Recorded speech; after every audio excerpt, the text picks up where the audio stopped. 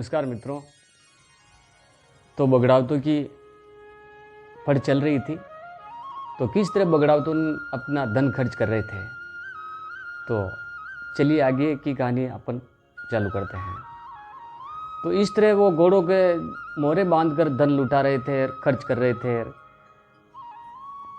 तो एक दिन क्या हुआ दोस्तों के सारे बगड़ावत मिलके दारू पी रहे थे, शराब पी रहे थे।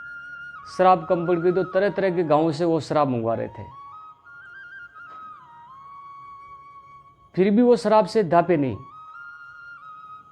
उनका मन तृप्त नहीं हुआ।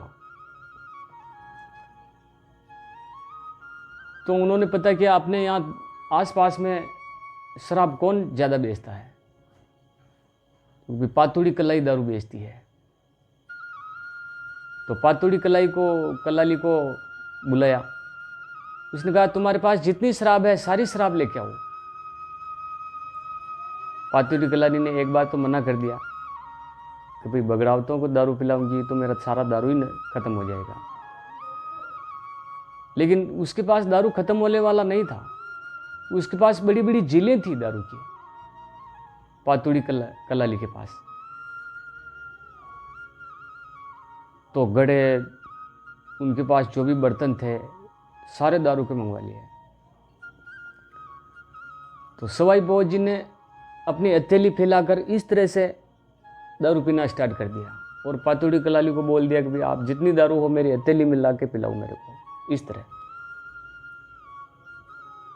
तो वो इस तरह दारू पीते पीते इतना दारू जमीन पर और धरती पे गिरा कि वो दारू नदियों के सहारे होकर समुद्र में जा गिरा, समुद्र में मिल गया वो।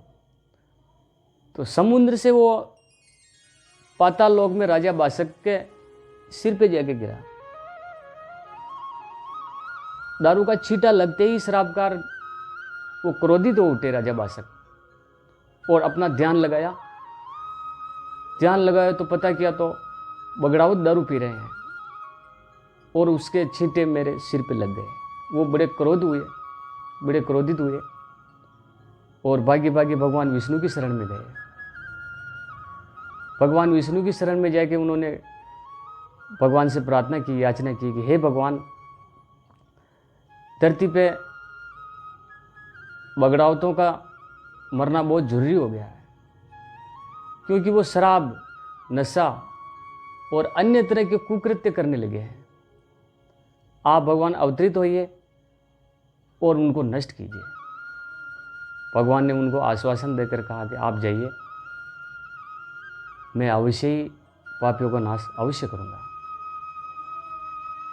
राजा बादशाह वापस आ गए। फिर भगवान ने साधु का रूप धारण किया। साधु का रूप धारण करके गोठा नगरी में आ गए। गोठा नगरी में आने के बाद सोई बोझ का घर पूछा कि भाई सोई बोझ जी कहाँ रहते हैं। तो किसी ने बताया कि सोई बोझ जी का घर वो है। सोई बोझ जी के घर पे गए और भिक्षान दे ही भिक्षा मांगी। भिक्षा मांगी तो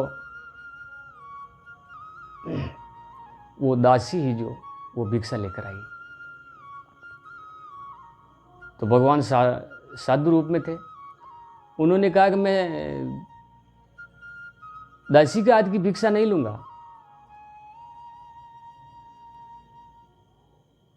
जो कि हमारे एक महारानी तो नहा रही हैं, क्योंकि वो जैसी दशा में है वैसी ही दशा में आके मेरे को भिक्षा देवे।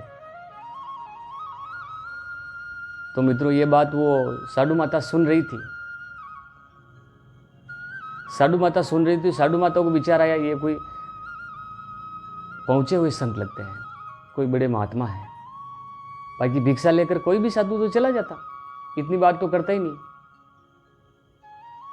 साधु माता ने विचार किया, मैं साधु माता क्या है कि वो अग्नि स्नान करती थी, मतलब अग्नि से अपने शरीर को नहलाती थी। इतनी भगवान की तपस्या करती थी वो, बड़ी भक्त थी साधु माता। अग्नि स्नान कर रही थी नग्न अवस्था में। तो उसने सोचा नग्न अवस्था में किसी भी भिक्षुक को भिक्षा देना क्या उचित होगा। तो अपनी शक्ति से उन्होंने अपने केशों को लंबा कर लिया, पूरे अपने शरीर से लेकर पैरों तक के केस लंबे कर लिए और साधु महाराज को भिक्षा देने बाहर आ गई। इतने में साधु माता की नज़र भगवान पे पड़ते ही वो सत्य रूप से पहचान गई कि ये भगवान है और मेरी परीक्षा लेने ही आए। भगवान ने कहा, बोलो पुत्री तुम्हारी क्या इच्छा है। तो साधु माता हाथ जोड़कर बोली कि हे भगवान, आप साधु वेश में आए हैं, आपने मुझ पर बड़ी कृपा की, मुझे ऐसा आशीर्वाद दीजिए, मेरी कोई संतान नहीं है, मेरे गर्भ मेरी कोख में मेरी कोख शून्य है, मेरी कोख में बच्चा खिलाना चाहती हूँ। भगवान ने कहा कि तुम अपनी कोख दिखाती तो मैं कोख में जन्म लेता, लेकिन तुमने तो अपने केस आगे कर दिए, तो अब मैं कमल के फूल में ही अवतार लूंगा। इतना कहकर भगवान अंतर्ध्यान हो गए और साधु माता वापस अपने महल में चली गई। तो वो इतने में राजा बासक जी भगवान विष्णु को कहने गए कि हे भगवान, आप दंड देने गए या वरदान देने गए।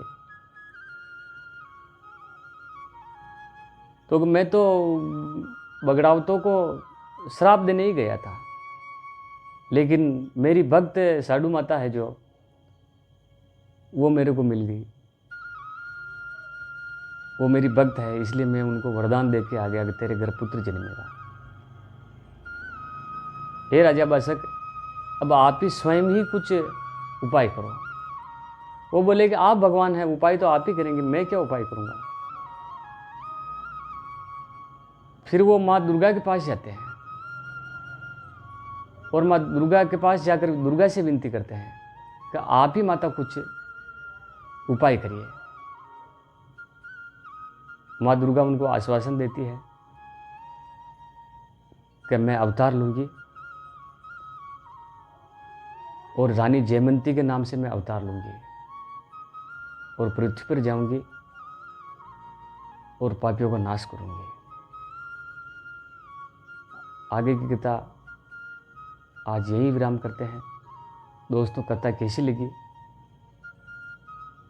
अच्छी लगी हो तो कमेंट में ज़रूर बताएं। भगवान देव नारायण का नाम ज़रूर लिखें। जय श्री देवनारायण भगवान।